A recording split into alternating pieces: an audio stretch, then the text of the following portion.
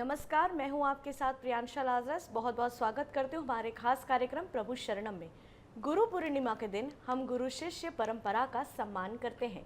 गुरु शब्द का अर्थ है अहंकार को दूर करने वाला। गुरु अज्ञानता को दूर कर ज्ञान का प्रकाश देता है। वह ज्ञान जो हमें बतलाता है कि हम कौन हैं, विश्व से कैसे जुड़े और कैसे सच्ची सफलता प्राप्त करें। सबसे अधिक महत्वपूर्ण है कि कैसे विश्व के ऊपर उठकर परमानंद के धाम पहुंचे। तो आइए आपको ऐसे ही गुरुओं के बारे में जानकारी देते हैं। भारत एक ऐसा देश है जो अपनी समृद्धि, सांस्कृतिक और धार्मिक परंपराओं के लिए विश्व में जाना जाता है। आदिकाल से ही भारत में गुरु शरणम और गुरु आशीर्वाद की पवित्र भावना को सम्मानित किया है। आज भी हम गर्व से कह सकते हैं कि हमारे देश को विश्व गुरु के रूप में मान्यता प्राप्त है, जो हर भारतवासी के लिए गर्व की बात है।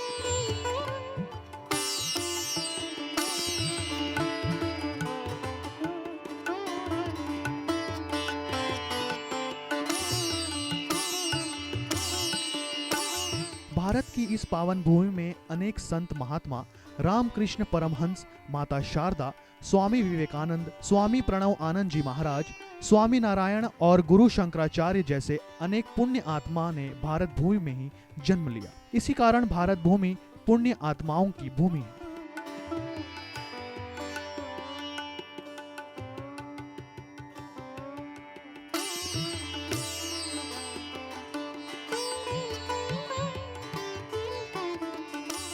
हम सभी को इन महान गुरुओं से प्रेरणा और ज्ञान लेकर समाज के प्रति अपनी जिम्मेदारियों को समझना चाहिए और उनकी राह पर चलकर एक समृद्ध और मंगलमय जीवन की ओर अग्रसर होना चाहिए।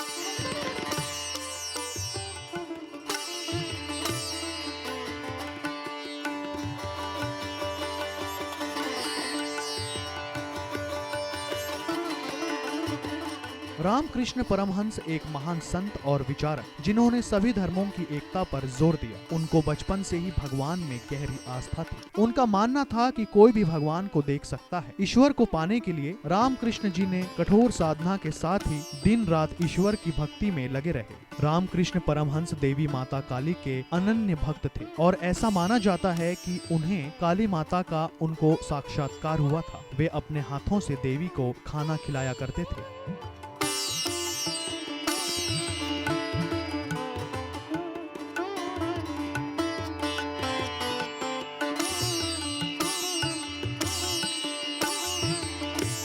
माता शारदा रामकृष्ण परमहंस की पहली शिष्या और उनकी आध्यात्मिक सहधर्मिणी माँ शारदा, जिनका विवाह केवल 6 वर्ष की आयु में रामकृष्ण परमहंस से कर दिया गया था। 18 वर्ष की उम्र में वह अपने पति रामकृष्ण के साथ रहने के लिए दक्षिणेश्वर काली मंदिर पहुंची। वहीं से उन्होंने अपने आप को उन्हें शिष्या के रूप में सौंप दिया।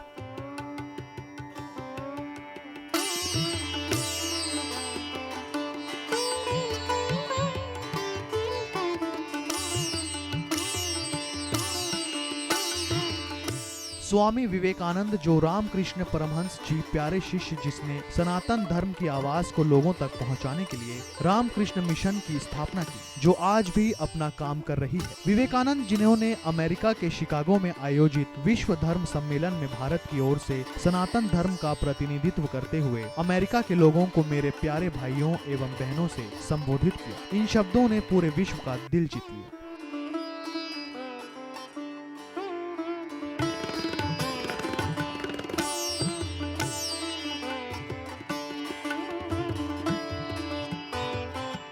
स्वामी प्रणव आनंद, जिन्होंने भारत सेवा संघ आश्रम की स्थापना करने के साथ ही स्वतंत्रता संग्राम आंदोलन में भाग लिया और देश को आजादी दिलाने में महत्वपूर्ण भूमिका निभाई। स्वामी प्रणव आनंद जी को प्रयागराज के संगम तट पर संन्यास दीक्षा प्राप्त हुई थी। गरीब, असहाय और भूखों की मदद के लिए उन्होंने आश्रम खोले। उन्होंने समाज सेवा, तीर्थ संस्कार, धार्मिक और नैतिक आदर्श का प्रचार प्रसार किया।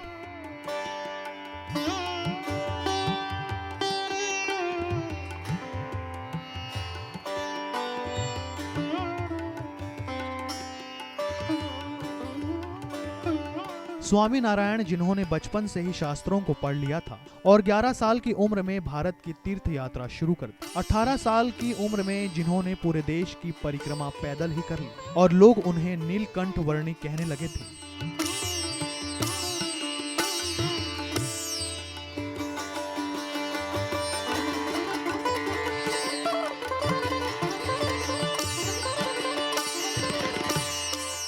आदि गुरु शंकराचार्य भगवान शिव के अवतार माने जाने वाले कम उम्र में ही सन्यासी बन गए। शंकराचार्य ने प्राचीन भारतीय उपनिषदों के सिद्धांतों को पुनर्जीवित करने का कार्य किया, साथ ही साथ हिंदू धर्म की पुनर्स्थापना करने का कार्य किया, जिन्होंने हिंदू धर्म के प्रचार प्रसार के लिए 4 दिशाओं में 4 मठों की स्थापना की। हमारे खास कार्यक्रम प्रभु शरणम में आज केवल इतना ही। नमस्कार।